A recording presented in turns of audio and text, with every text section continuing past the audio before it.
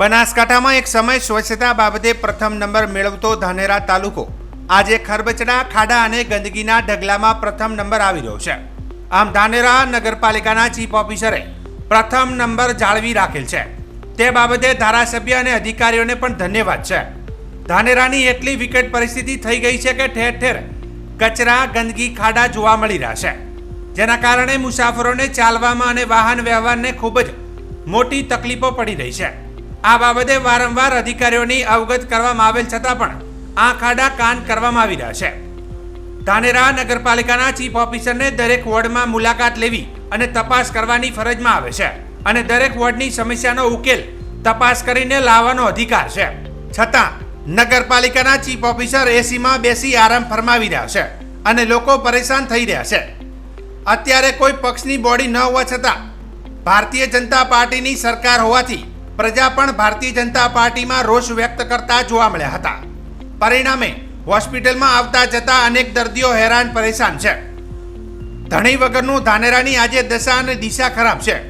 આ બાબતે ધાનેરાના ધારાસભ્ય પણ કોઈ પણ જાતની લોકોની મુશ્કેલીઓ પર કોઈ પ્રકારનું ધ્યાન આપતા નથી તેવું જણાઈ આવે છે। તો પ્રજાએ આપેલા વોટનું શું? ખાનગી સમાચાર પત્રમાં આવેલા ખાડાની બાબતના સમાચાર માટે પ્રશાસન 2 ખાડા પૂરી સંતોષ વ્યક્ત કરે છે અને ફોટા પડાવી કદાચ 50 થી 100 ખાડાનું બિલ પણ બની જતું હશે તેવું લાગી આવે છે। તો ધાનેરામાં ભ્રષ્ટાચાર અને લોકોને પડતી મુશ્કેલીઓ ક્યારે દૂર થશે? લોકો ફરિયાદ કરીને થાકી ગયા છે, છતાં હવે પ્રજાએ નક્કી કરવાનું છે કે વેરા અને ટેક્સ ભરવાનું બંધ કરી ગંદકીમાં રહેવાની ટેવ પાડવી, એ સિવાય કોઈ રસ્તો નથી। હાલમાં ચોમાસું ઋતુ ચાલે છે। ચોમાસુ ઋતુમાં હંમેશા વરસાદના લીધે રસ્તાઓ તૂટી જતા હોય છે અને જ્યારે રસ્તા તૂટી જતા હોય છે લોકોને અવર જવર માટે ખૂબ મુશ્કેલી પડતી હોય છે। એમ્બ્યુલન્સ હોય કે શાળાએ બાળકો જતા હોય છે એ કાદવનો શિકાર બનતા હોય છે। એની રજૂઆત કરવાથી બાંધકામ ખાતાએ હાલમાં જે પુલ બન્યો ત્યાં સર્વિસ બન્યો ત્યાં માત્ર થોડી ઘણી મેટલની કપચી નોખી, જેના લીધે હમો જે બે બાજુથી પસાર થવાની જગ્યાએ ખાડા વધારે પડી ગયાથી ત્યાં એમ્બ્યુલન્સ અને નાના બાળકોના વાહનો ફસાઈ જાય છે, લોકો હેરાન થાય છે। એટલે મારી સરકારી વિનંતી છે કે આપ આ ઠીકડાવાળું કામ બંધ કરો, એનું પરફેક્ટ આયોજન હોવું જોઈએ। ડિઝાસ્ટર મેનેજમેન્ટ એની કામગીરી કરવી જોઈએ, ચોમાસા પહેલી કામગીરી કરવી જોઈએ અને કાલથી એનું સર્વે કરી અને આવનારા ચોમાસાને ધ્યાન રાખી જો આ રોડ રસ્તાનું કામ કરવામાં આવે તો મારું માનવું છે કે ચોમાસા દરમિયાન લોકોને કોઈ તકલીફ ન પડે, ખાડા ન પડે।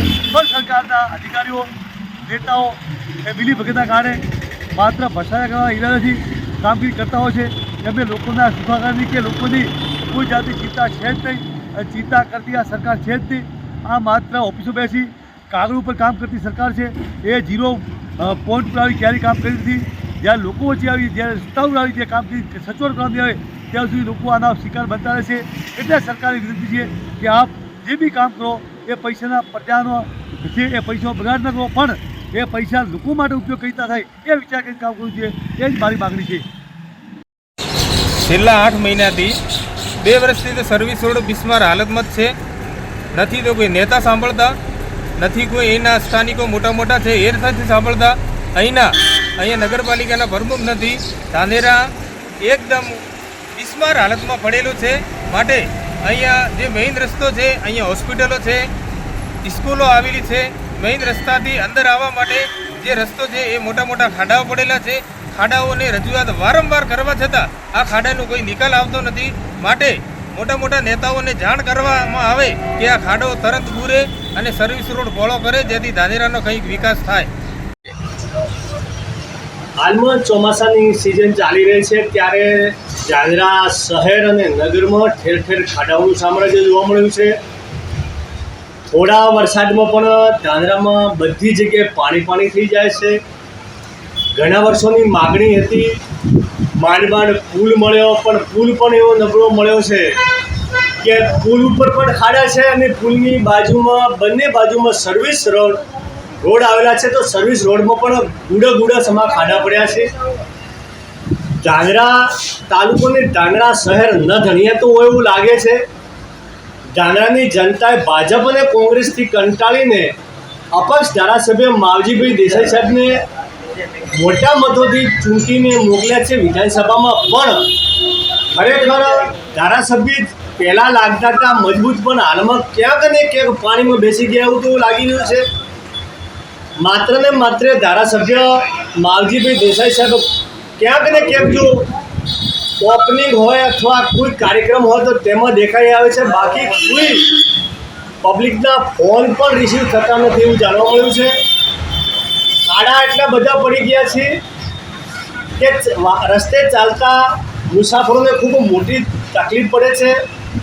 આ તંત્ર અને ચૂંટાયેલા પ્રતિનિધિઓ કોઈ પણ જનતાનો ભોગ લેવાય તે પહેલાં આ સત્વરે કરાવે એવી માગણી છે. નહીંતર આવનાર સમયમાં યુવાનો દ્વારા કાર્યક્રમ આલવામાં આવશે, જલદ કાર્યક્રમ, અને તેની જે પરિસ્થિતિ ઉદ્ભવશે તેની સંપૂર્ણ જવાબદારી લાગતા વખતે અધિકારીઓ અને ચૂંટાયેલા પ્રતિનિધિઓની રહેશે. આરોગ્ય તરફ ધ્યાન રાખે.